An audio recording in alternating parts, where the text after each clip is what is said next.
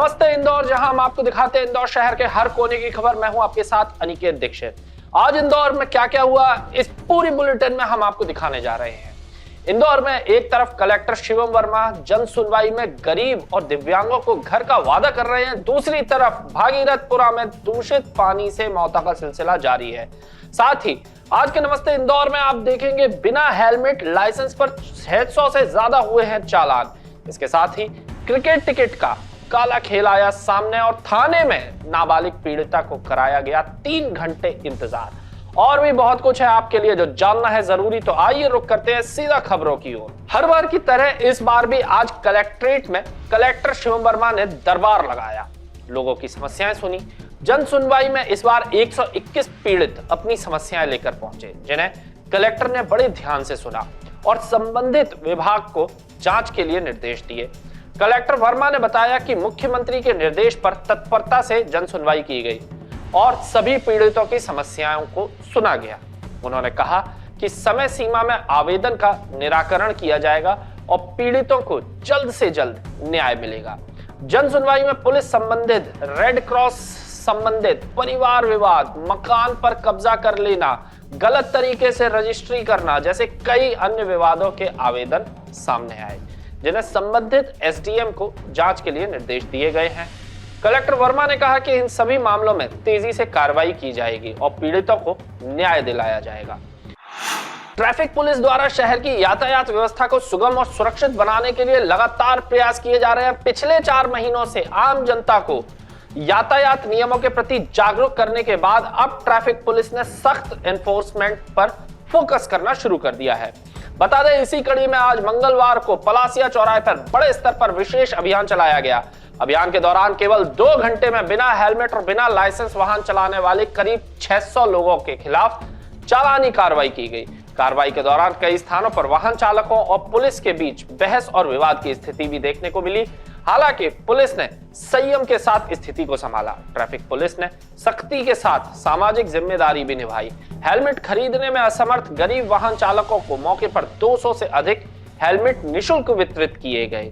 इसके साथ ही शहर में आज से एक विशेष जागरूकता रथ भी शुरू किया गया है, जो विभिन्न इलाकों में जाकर लोगों को यातायात नियमों के प्रति जागरूक करेगा। ट्रैफिक पुलिस ने साफ किया है कि बिना हेलमेट, बिना licence, drink and drive, rash driving और रोड रेज जैसे मामलों को गंभीर अपराध माना जाएगा।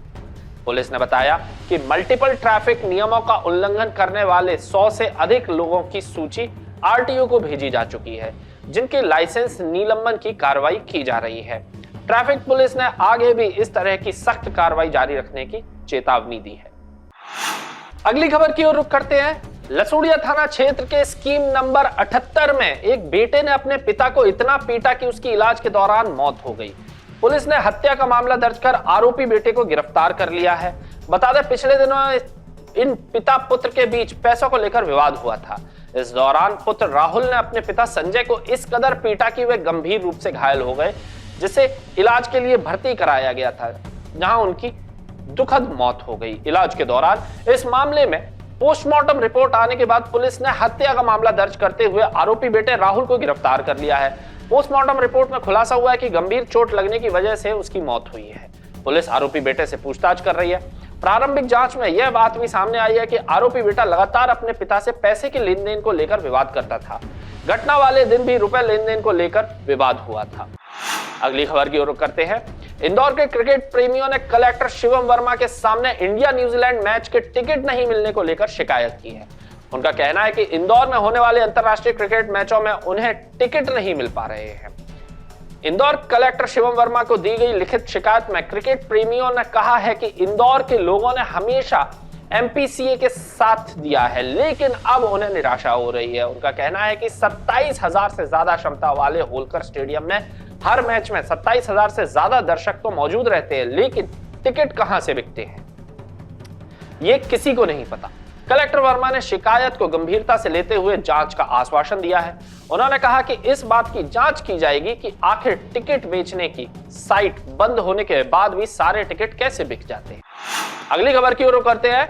इंदौर के बीआरटीएस को हटाए जाने के मामले में उच्च न्यायालय द्वारा दिए गए निर्देशों के बाद शहर की यातायात व्यवस्था में बड़े बदलाव की तैयारी शुरू हो गई है। इस संबंध में हाई कोर्ट ने कलेक्टर, नगर कमिश्नर और यातायात पुलिस को शहर की ट्रैफिक व्यवस्था सुधारने के लिए विशेष दिशा निर्देश जारी किए हैं। अदालत के आदेशों का पालन में एक उच्च स्तरीय समिति का गठन भी किया गया है, जिसने अपनी पहली बैठक में शहर के प्रमुख चौराहों पर बढ़ते दबाव और अवैध पार्किंग जैसी समस्याओं पर विस्तृत चर्चा की है। बता दें, इंदौर हाई कोर्ट की मंशा के अनुरूप अब शहर के उन व्यस्त चौराहों पर पुलिस बल की मौजूदगी बढ़ाई जाएगी जहां यातायात का दबाव सबसे अधिक रहता है। विशेष रूप से रेलवे स्टेशन और अन्य सार्वजनिक स्थानों के पास होने वाली अवैध पार्किंग पर सख्त कदम उठाए जा रहे हैं और टोइंग वाहनों की मदद से इन क्षेत्रों को खाली कराया जा रहा है। अगली खबर की ओर रुख करते हैं। इंदौर के कलेक्ट्रेट में हुई जनसुनवाई में आज दिव्यांग दंपत्ति पहुंचे। उन्होंने कलेक्टर शिवम वर्मा से मुलाकात करते हुए अपनी समस्या को लेकर एक आवेदन दिया। दंपत्ति का कहना है कि उनके पास रहने के खुद मकान नहीं है। कई बार शासकीय योजनाओं के लिए उन्होंने आवेदन दिया है, लेकिन अभी तक किसी तरह की सहायता नहीं मिली है। दिव्यांग दंपत्ति की समस्या को सुनने के बाद कलेक्टर शिवम वर्मा ने उन्हें शासकीय योजना के तहत आवास देने का आश्वासन किया है। कलेक्टर ने अधिकारियों को जल्द से जल्द दिव्यांग दंपत्ति के दस्तावेजों की जांच के बाद उन्हें आवास उपलब्ध कराने के आदेश दिए हैं। अगली खबर की ओर करते हैं। इंदौर के परदेशीपुरा थाने में टीआई के अनुपस्थित रहने के दौरान एक नाबालिग से छेड़छाड़ और गंभीर अपराध के मामले में पुलिस स्टाफ ने पीड़ित परिवार को थाने में करीब 3 घंटे बैठाया। बाद में जब टीआई आरडी कानवा थाने पहुंचे तो परिवार ने उन्हें पूरे घटनाक्रम की जानकारी दी।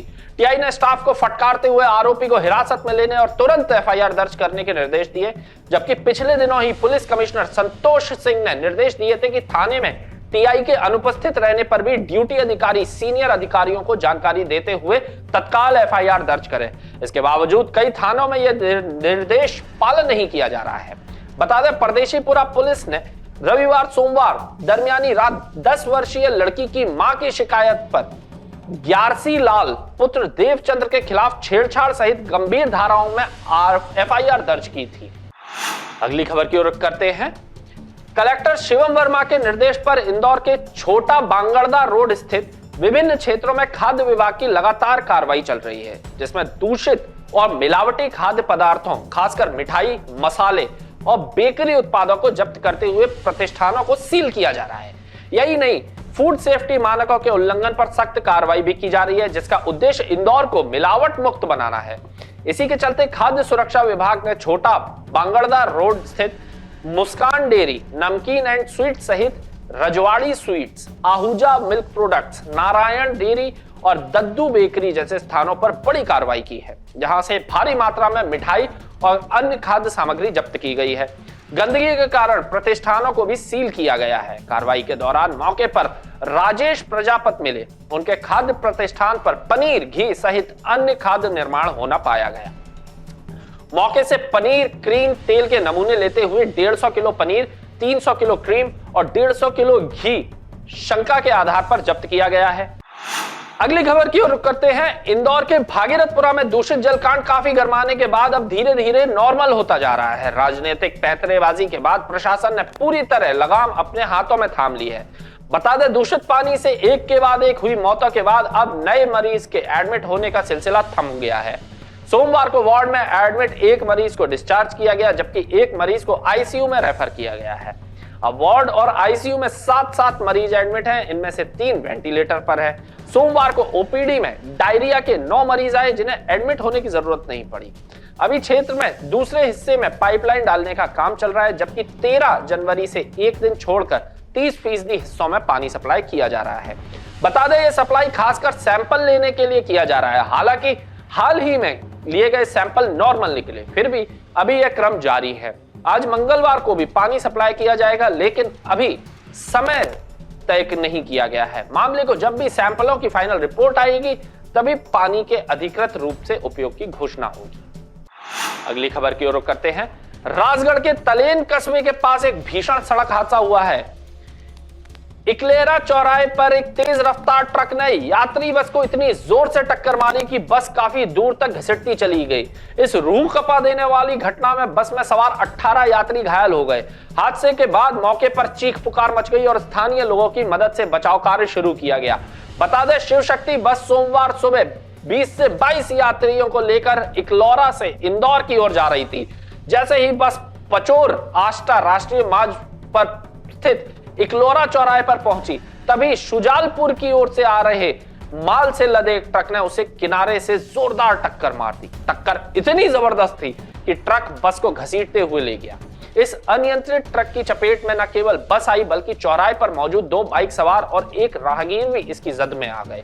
हादसे के बाद स्थानीय निवासियों ने प्रशासन की कार्यप्रणाली पर कड़े सवाल उठाए। तो यह थी मध्य प्रदेश की आर्थिक राजधानी इंदौर शहर की प्रमुख खबरें। मुझे दीजिए इजाजत, कल फिर मुलाकात होगी। तब तक के लिए नमस्ते इंदौर।